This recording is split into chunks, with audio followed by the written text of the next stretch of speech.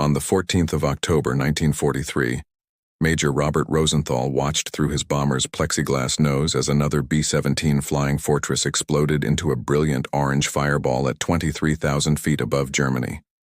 The bomber, christened Mary Lou, simply ceased to exist. 10 men vaporized in an instant. For Rosenthal and the 291 other American bombers pushing deep into the Third Reich that morning, this was the nightmare they had trained for, but could never truly prepare to face. The Luftwaffe was throwing everything at them, and the Americans were learning a terrible lesson written in blood across the autumn sky. The story of the combat box formation began not with triumph, but with catastrophe. In 1942, when the United States Army Air Forces first arrived in England with their gleaming B-17s and B-24 Liberators, American commanders believed their heavily armed bombers could fight their way to any target in Europe without fighter escort. Each Flying Fortress bristled with 13 .50 caliber machine guns, earning it a name that seemed to promise invincibility. British, who had already paid dearly for similar assumptions during their own daylight bombing campaigns in 1940 and 1941, warned their American allies that the Luftwaffe would tear them apart. The Americans pressed forward anyway, confident that their bombers' firepower and high-altitude precision bombing would revolutionize strategic warfare. The early mission seemed to validate American confidence. On the 17th of August, 1942, 12 B-17s bombed the railway marshalling yards at Rouen-Sotteville in occupied France, encountering minimal resistance. General Ira Eaker, commander of the 8th Air Force, celebrated the mission as proof that daylight precision bombing could work. But Rouen was barely 100 miles from England, within range of escorting Spitfires, and the Luftwaffe had barely contested the raid. The real test would come when American bombers penetrated deep into Germany itself, beyond the range of any friendly fighters. That test arrived with shocking brutality on the 17th of August, 1943, exactly 1 year after the first American raid. 376 B-17s set out to bomb the Messerschmitt factory at Regensburg and the ball-bearing plants at Schweinfurt, targets deep in South, Erin, Germany. The bomber formations flew in loose groups with aircraft spread across the sky in what crews called a gaggle. Individual bombers had room to maneuver, but the formation lacked concentrated defensive firepower. Luftwaffe fighters, primarily Messerschmitt Bf-109s and Focke-Wulf FW-190s, tore into the American formations like wolves among sheep. The Germans had developed devastating tactics specifically designed to destroy the flying fortresses. Fighter pilots discovered that head-on attacks gave the B-17s the smallest defensive fire zone, while presenting the bomber's most vulnerable aspect, the flight deck and nose, where one well-placed cannon shell could kill both pilots instantly. Hauptmann Egon Mayer and Oberle, Lieutenant Georg Peter Eder pioneered these frontal assault techniques, and on that August day, they proved catastrophically effective. According to records maintained by the United States Strategic Bombing Survey, 60 B-17s failed to return from the mission, 600 men lost in a single day. Many more bombers limped back to England so badly damaged they would never fly again. In the aftermath of the Schweinfurt-Regensburg disaster, General Curtis LeMay, commander of the 3rd Bombardment Division, knew the status quo meant suicide for his crews. The 23-year-old boys he sent into combat were dying at an unsustainable rate, and American bomber production, impressive as it was, could not replace aircraft faster than the Luftwaffe could destroy them. LeMay, a cigar-chomping perfectionist who had studied engineering at Ohio State University, approached the problem with mathematical rigor. The solution, he realized, was not to give bombers more room to maneuver, but to pack them closer together in a formation so tight that their combined firepower created an impenetrable defensive sphere. LeMay had been experimenting with tighter formations since his days commanding the 305th Bombardment Group. He observed that when bombers flew close enough together, their overlapping fields of fire created zones where attacking fighters faced not 1 or 2 machine guns but dozens simultaneously. The challenge was designing a formation that maximized defensive firepower while still allowing bombers to avoid colliding with each other, especially during evasive maneuvers or when damaged aircraft fell out of formation. Working with his staff officers and experienced pilots, LeMay developed what would become known as the combat box or staggered formation. The combat box was a three-dimensional chess piece floating through hostile skies. A typical box consisted of 18 to 21 bombers arranged in 3 squadrons, flying at slightly different altitudes. The lead squadron flew at the highest altitude, with the high squadron positioned above and behind them to one side, and the low squadron below and behind them to the her side. Within each squadron, aircraft flew in tight V formations, so close that wingtips sometimes seemed only feet apart. The entire box measured roughly 1,000 feet from front to back, 600 feet from top to bottom, and extended about 700 feet from side to side. The brilliance of the design revealed itself when viewed from a fighter pilot's perspective. A Luftwaffe pilot attacking from any angle would face concentrated fire from multiple bombers. An attack from the front, previously the bomber's weakest point, now meant flying into the massed fire of forward-facing guns from up to 18 bombers, potentially 200 machine guns creating a cone of lead. Side attacks, which the Germans had also employed successfully, now meant passing through fields of fire from the waist gunners, ball turret gunners, and top turret gunners of multiple aircraft. Even attacks from below or behind, the historically safer approaches, now exposed fighters to concentrated defensive fire. Colonel Bernoulli Jr., who flew the Regensburg mission and later documented the combat box's development in collaboration with the Army Air Force's Historical Office, calculated that a properly positioned combat box of 54 bombers could theoretically bring approximately 700 machine guns to bear on attacking fighters from various angles. This represented a revolutionary concentration of defensive firepower that transformed the bomber stream from a collection of individual targets into a bristling fortress of interlocking fire. The human cost of flying in combat boxes was immediately apparent. Pilots had to maintain precise formation, regardless of combat conditions, flak explosions, or nearby aircraft exploding. When a bomber took hits and began to fall, pilots had to fight every instinct to break formation and escape. Holding position meant flying through the debris field of destroyed aircraft, through oil sprays that blackened windscreens, sometimes even through body parts of crews whose bombers had disintegrated. Second Lieutenant Robert Morgan, pilot of the famous B-17 Memphis Belle, later described formation flying under combat conditions as requiring absolute concentration every second. The combat box received its first major test on the 6th of September, 1943, when the 8th Air Force returned to Stuttgart. Colonel LeMay's 3rd Bombardment Division flew in the new tight formations, while other divisions maintained looser tactical arrangements. The results spoke volumes written in survival statistics. LeMay's tightly packed formations suffered significantly fewer losses than the other divisions despite an equal intensity of fighter attacks. The Luftwaffe pilots found themselves flying into walls of tracers, with multiple bomber gunners tracking each attacking fighter. Several German pilots reported being hit by fire from 3 or 4 bombers simultaneously during single attack runs. Hauptmann Hans Philipp, a Luftwaffe ace with over 200 victories who flew against the combat boxes, described the new American formations in his combat diary as like attacking a porcupine from every angle. Philipp noted that the tight formations forced German fighters to press attacks much closer before breaking off, reducing the time available for accurate shooting while increasing exposure to defensive fire.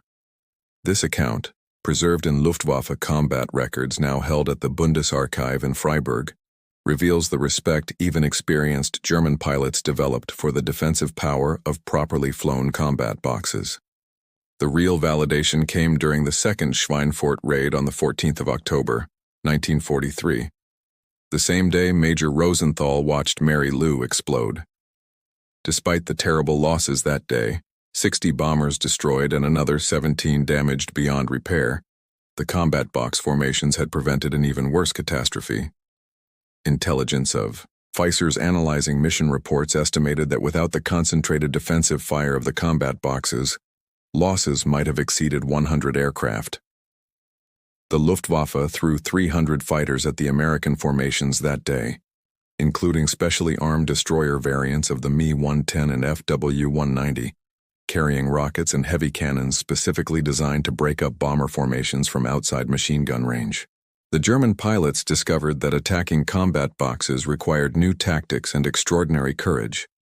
Oberleutnant Walter Hagener, flying with Jagdgeschwader 26, described approaching a combat box as flying into a thunderstorm made of steel. The tracers from American 50 caliber machine guns created visible streams of fire that helped gunners coordinate their aim. When multiple gunners focused on a single attacking fighter, their combined tracers would converge on the target like searchlights meeting in the night sky. German fighter pilots learned to watch for these tracer concentrations and avoid them, but this defensive awareness reduced their ability to press home effective attacks. The Americans paid a terrible price for the combat box's effectiveness. Flying in such tight formation demanded superhuman concentration from pilots and co-pilots. They had to maintain precise position while wearing oxygen masks in unpressurized cockpits at -40-degree temperatures, often while bleeding from wounds, with engines shot out, hydraulic systems failing, and crewmen dying in the fuselage behind them. Technical Sergeant Michael Aruth, a ball turret gunner on a B-17 with the 91st Bomb Group, later recalled that the physical and mental demands of formation flying under combat conditions aged men by years in hours. The strain on pilots was compounded by a crucial rule: no evasive action. In loose formations, individual bombers could jink and dive when fighters attacked, making themselves harder targets. In a combat box, any such maneuvering would risk collision with nearby bombers and would open gaps in the defensive fire pattern. Pilots had to fly straight and level through everything the Luftwaffe threw at them, trusting their gunners and the formation's collective firepower to keep them alive. This required a special kind of courage, the courage not to act, not to dodge, but to hold steady while fighters hurtled toward them with cannons blazing. The Luftwaffe was not a static opponent content to repeat failed tactics. As American combat boxes proved their defensive power throughout the autumn of 1943, German fighter commanders developed counter-tactics designed to exploit the formation's weaknesses. Major Egon Mayer, now promoted for his earlier successes, worked with other experienced fighter leaders to develop new attack methods.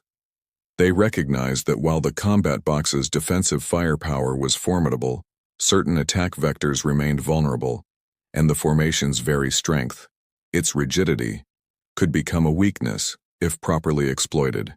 German pilots began employing mass frontal attacks using entire Staffeln, squadrons of 9 to 12 fighters, attacking line abreast. This tactic, called the company front attack, spread the formation's defensive fire across multiple targets simultaneously, making it impossible for gunners to concentrate their fire effectively. The fighters would approach head-on at closure speeds exceeding 500 miles per hour, opening fire with 20mm cannons and machine guns at ranges of 800 to 1,000 yards, then dive beneath the bomber formation to escape return fire. Each attack lasted only seconds, but in that brief window, German pilots could pour devastating fire into the bomber's vulnerable nose sections. The Germans also deployed specially modified destroyer aircraft armed with heavy weapons to attack from beyond effective machine gun range. The Me-410 and certain FW-190 variants carried 40mm cannons or even unguided rockets with explosive warheads. These weapons, while difficult to aim accurately, could damage or destroy a bomber from ranges where the formation's 50 caliber machine guns were relatively ineffective.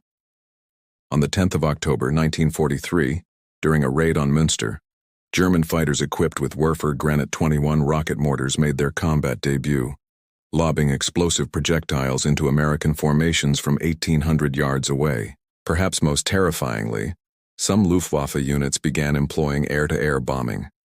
Me-110 destroyers, flying at higher altitudes above American formations, would drop time-fused bombs into the bomber boxes, hoping the explosions would damage multiple aircraft and break up the formation's cohesion. Once the tight defensive pattern was disrupted, conventional fighters would pounce on stragglers and damaged bombers separated from the protection of the formation. On the 16th of November 1943, during a mission to Knaben, Norway, Major Walter Dahl of Jagdgeschwader 3 conducted one of the first successful air-to-air bombing attacks, seriously damaging 2 B-17s with 50-kilogram bombs dropped from above. The psychological warfare element should not be underestimated. German intelligence officers, interrogating captured American airmen, learned quickly that the tight formations created immense stress. Luftwaffe propaganda broadcasts beamed toward England played on these fears, describing in gruesome detail how bombers would collide with each other when damaged, how pilots trapped in formation had no escape when fighters attacked, how gunners watched helplessly as their tracers bounced off attacking fighters' armor plates. Some of these broadcasts, monitored and transcribed by American intelligence services, featured Axis Sally gleefully describing specific bomber losses by serial number, attempting to break the morale of crews preparing for their next mission.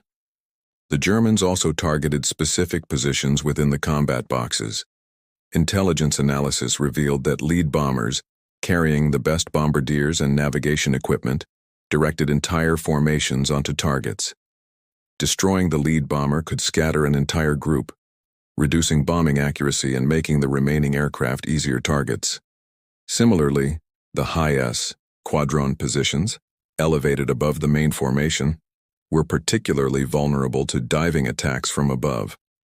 Experienced Luftwaffe pilots learned to identify and prioritize these key aircraft, knowing that their destruction would have disproportionate impact on the formation's effectiveness and cohesion.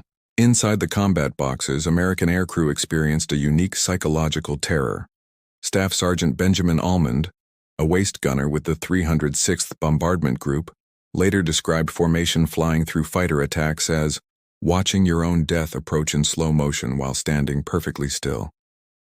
The gunners could see enemy fighters lining up their attacks from miles away, watch the cannon fire twinkling on the fighters' wamway, charges, see the tracers reaching out toward them, and yet they could do nothing but stand at their guns and return fire, unable to influence whether their pilot could evade, unable to seek cover, unable to do anything but fight and hope.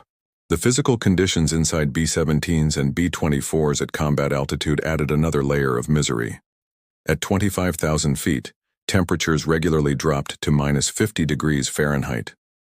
The heated flight suits provided to crews frequently malfunctioned, leaving men battling frostbite even as they fought for their lives. Technical Sergeant Samuel Burchell, a radio operator on a B-17 named 8-Ball, suffered severe frostbite on his feet during a mission to Berlin in March 1944. His heated boots had failed, but with the aircraft under constant fighter attack, he remained at his position, operating his radio and manning his gun mount for over 4 hours. By the time 8-Ball reached England, Burchell's feet were frozen solid inside his boots. Doctors later amputated 3 toes. Oxygen deprivation posed a constant threat. The unpressurized bombers required crew members to wear oxygen masks continuously above 10,000 feet. Oxygen systems were vulnerable to damage from flak and fighter attacks. A single fragment piercing an oxygen line could leave a crewman hypoxic within minutes.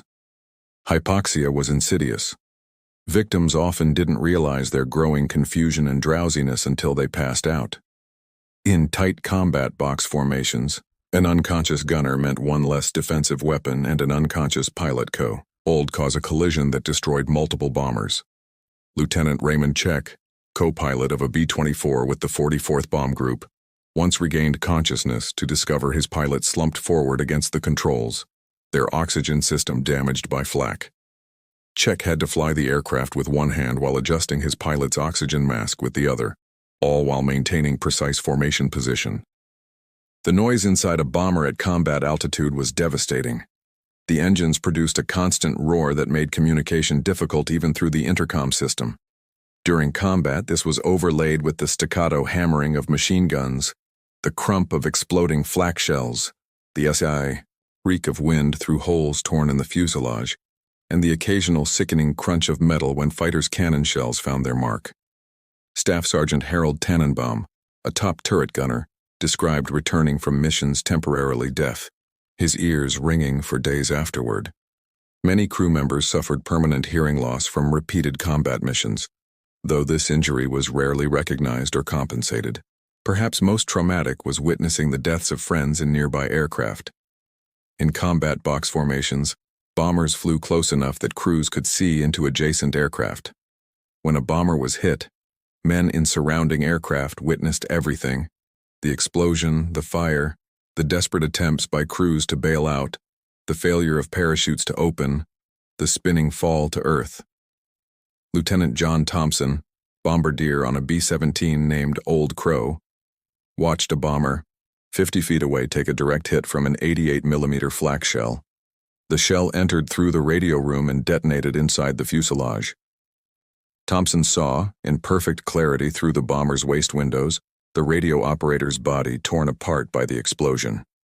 Old Crow flew the rest of the mission covered in debris from the destroyed bomber, including human remains splattered across its wings and fuselage. The strain of maintaining formation discipline while surrounded by death and destruction broke some men entirely.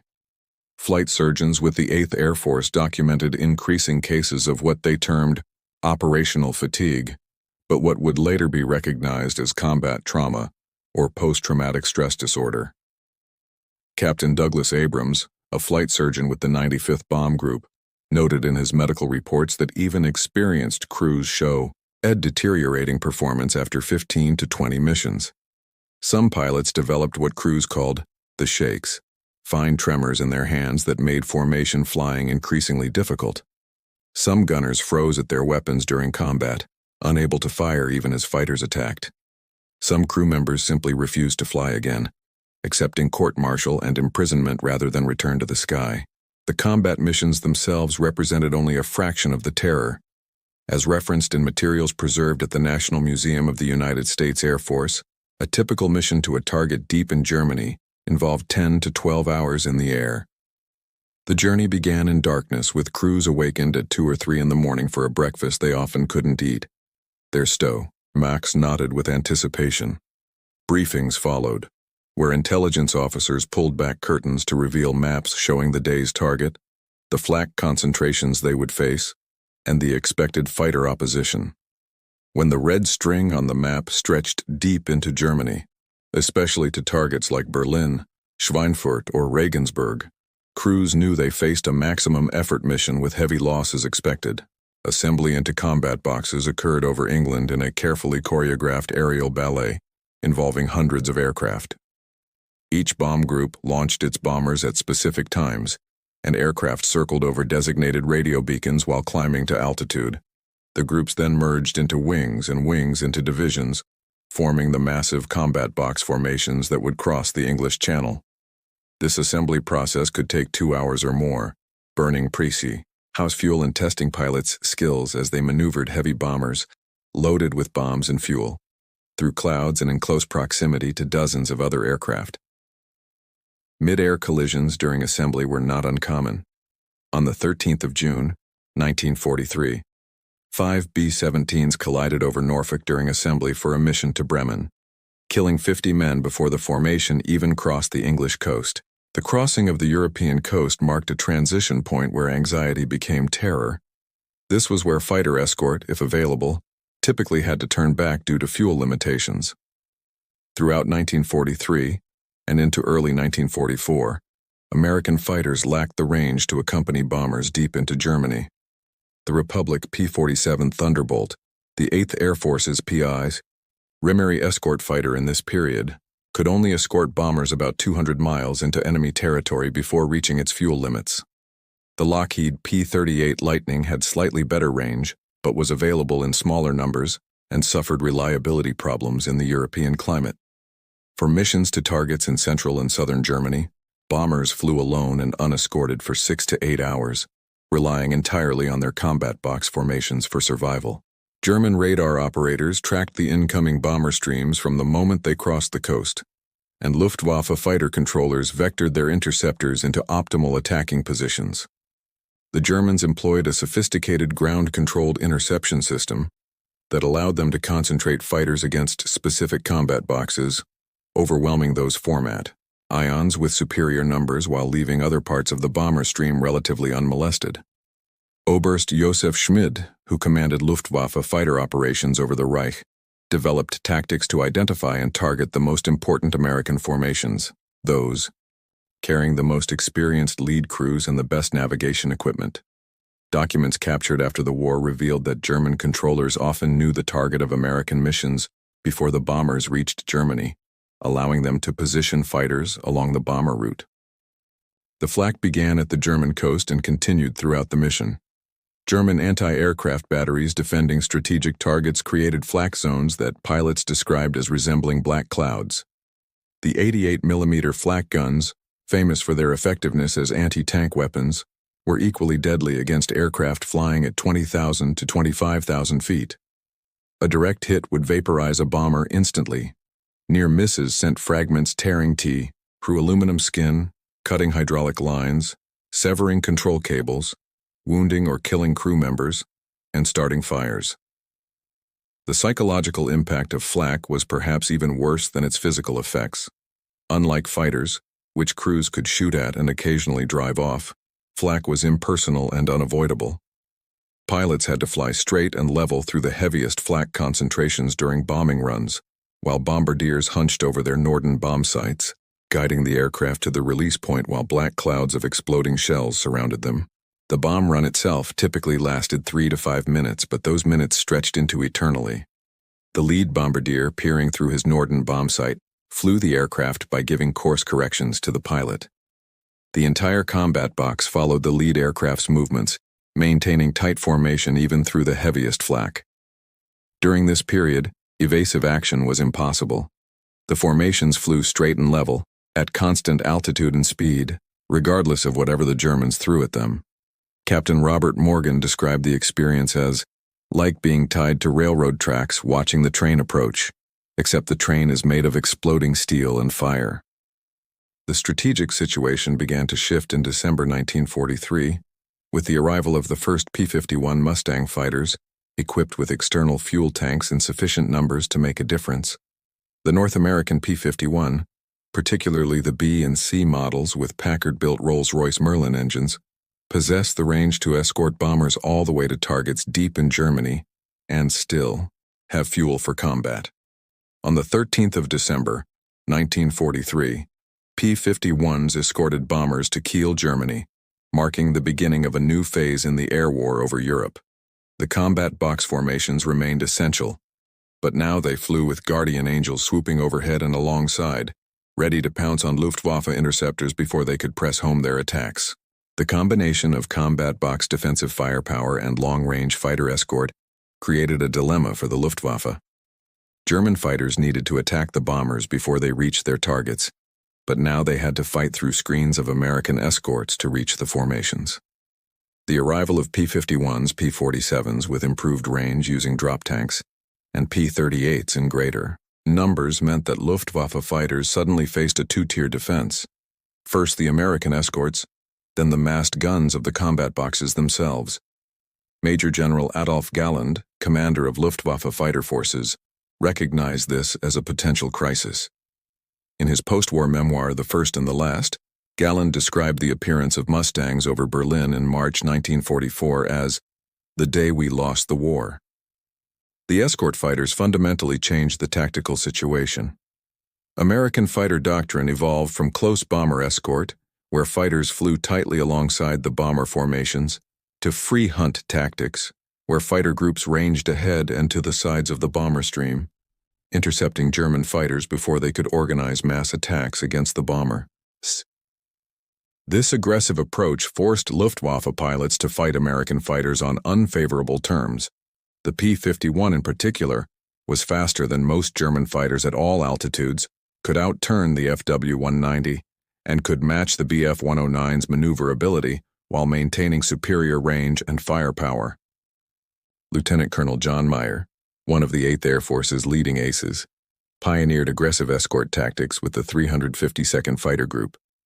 Meyer's fighters would dive on forming German fighter formations while they were still assembling for attacks on the bombers, breaking up carefully coordinated mass attacks before they could develop. On the 6th of March, 1944, during a mission to Berlin, Meyer's group intercepted No. 60 German fighters preparing for a company front attack against a combat box of B-17s. The American fighters tore into the German formation, destroying 15 fighters and scattering the rest before they could reach the bombers. The combat box flew on to Berlin without a single bomber lost to fighter attack that day. The Luftwaffe attempted to adapt by employing single-engine fighters as high-speed interceptors that could dash through the fighter escort screen, attack the bombers quickly, then dive away before the escorts could respond. The FW-190 was particularly effective in this role, due to its excellent dive speed and devastating armament of 420mm cannons and 2 machine guns.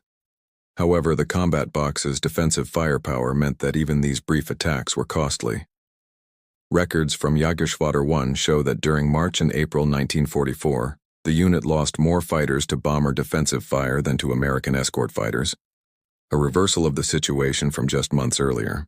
By late spring 1944, the Luftwaffe faced an unsolvable problem.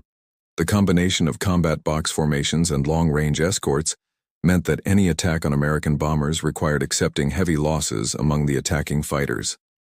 German fighter production actually increased through 1944, but pilot training programs could not keep pace with losses. New pilots arrived at operational units with as few as 100 flying hours, compared to 300 or more hours for American pilots, and lacked the skills to effectively attack the bomber formations. Experienced German aces continued to achieve victories, but increasingly the Luftwaffe fighter force consisted of inexperienced pilots in modern aircraft, facing veteran American bomber crews protected by excellent fighters flown by well-trained pilots. The combat box formation represented more than just a tactical innovation. It symbolized the industrial and organizational sophistication that ultimately won the air war over Europe. By May 1945, the 8th Air Force alone had dispatched over 340,000 bomber sorties against targets in Germany and occupied Europe. The loss rate, which reached nearly 10% during the dark days of 1943, dropped below 2% by 1945. This dramatic improvement reflected not only the introduction of long-range escorts, but also the perfection of combat box tactics, improved crew training, better defensive armament, and the gradual degradation of Luftwaffe fighter capabilities. The human cost of the bomber offensive remained staggering despite these improvements. The 8th Air Force suffered more casualties than the entire United States Marine Corps during World War II. Over 26,000 men of the 8th Air Force died in combat, and nearly 30,000 more became prisoners of war. Each bomber crew faced a 25-mission tour of duty, though this was later increased to 30 missions and then 35 as survival rates improved. Statistically, bomber crews had less than a 50% chance of completing their tours during 1943. These young men, most barely into their 20s, faced odds that would have been considered unacceptable in any other branch of service, yet they continued to climb into their bombers day after day, formation after formation, mission after mission. The combat box formations also exacted a toll beyond simple casualty statistics. The physical and psychological demands of formation flying under combat conditions created lasting trauma. Studies conducted by the Veterans Administration in the decades after the war found that bomber crew veterans showed higher rates of post-traumatic stress than other combat veterans, including infantry soldiers. The combination of helplessness, being on a bee, lot maneuver or escape, and repeated exposure to death and destruction in the enclosed space of a bomber created psychological wounds that many carried for life. Technical Sergeant Arthur Selden, a ball turret gunner who survived 28 missions over Germany, refused to fly in any aircraft for the remaining 60 years of his life, suffering panic attacks at even the sight of airplanes. From the German perspective, the combat boxes represented an insurmountable challenge that drained the Luftwaffe of irreplaceable resources. Experienced fighter pilots who survived dozens of missions against Soviet or British opponents found themselves shot down by bomber defensive fire or by American escorts. The need to concentrate fighters against the bomber streams left other parts of the Reich's defenses weakened. By 1945, our Luftwaffe fighter units defending the western approaches to Germany often operated at 3 times their normal strength by combining multiple groups, leaving other areas virtually undefended. This concentration strategy meant that when American bombers struck targets in regions temporarily lacking fighter cover, they faced only flak, making those missions comparatively easy and further degrading German war production. The combat box concept influenced post-war aviation doctrine for decades. During the early Cold War, when the United States Strategic Air Command fielded formations of B-36 and B-47 bombers carrying nuclear weapons, the combat box principles, concentrated defensive firepower, through formation flying, remained central to planning. Only with the development of surface-to-air missiles and supersonic interceptors did the concept finally become obsolete. Modern strategic bombers operate individually or in small groups, relying on stealth, electronic warfare, and standoff weapons rather than massed defensive firepower. The men who flew in combat boxes created a legacy, measured not just in destroyed factories and marshalling yards, but in courage displayed under conditions that tested the limits of human endurance. They proved that ordinary young men, properly trained and organized, could face extraordinary dangers and prevail through discipline, mutual support, and devotion to duty. Major Robert Rosenthal, who watched Mary Lou explode that October morning of die Schweinfurt and who survived to complete 52 combat missions, far beyond the required tour, later reflected that the combat box formation's greatest strength was not the 700 machine guns it brought to bear against attacking fighters. Its greatest strength was the knowledge that every man in the formation depended on every other man, and that survival required each crew to hold position regardless of fear, fatigue, or terror. That mutual dependence forged bonds stronger than steel, and created a brotherhood that endured long after the war ended, and the combat boxes flew their last missions into history.